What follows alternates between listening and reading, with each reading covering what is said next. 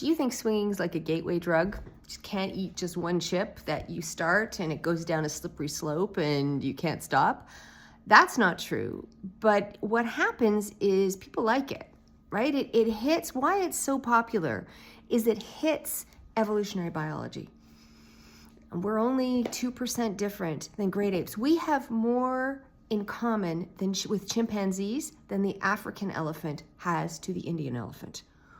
And they all live in communal, let's do everybody kind of lives. And you can't fight a million years of evolution. Not to say that there are people that, your frontal lobe is not that you want to be bonded with one person. Through my life, I've done all kinds of things. What I'm saying is that some people are wired for monogamy and some people are wired for non-monogamy. And for some people, it's so alluring that you don't want to turn it off. That being said, we are ruled by rational thought, and you can sit down and communicate. As I talk about that, you should be talking about it a few 100,000 times.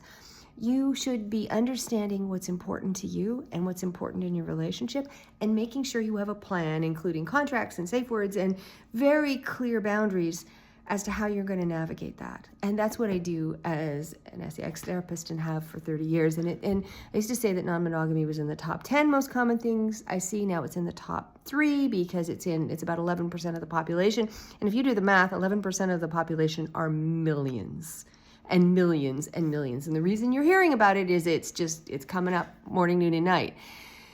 So what do? You make sure you understand the process. I'm talking about soft swapping today on Turned On with Sue and John, Turned On podcast. If you haven't checked it out, please do.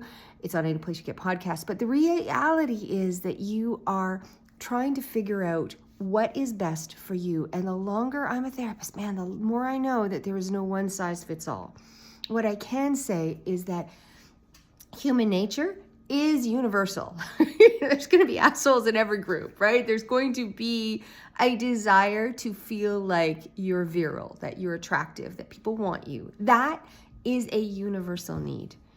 And when you start to navigate that and you can't have that in your relationship, the other piece that I really believe is, especially for men, but often for women, is there's a biological and fundamental desire for newness.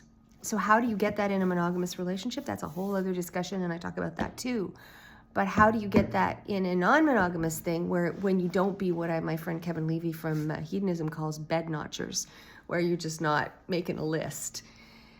It's about finding the way to do it with grace and integrity and taking the high road on that. And that's my jam. So my name is Sue. I have been a SEX therapist for more than 30 years. Follow me and let's continue the conversation.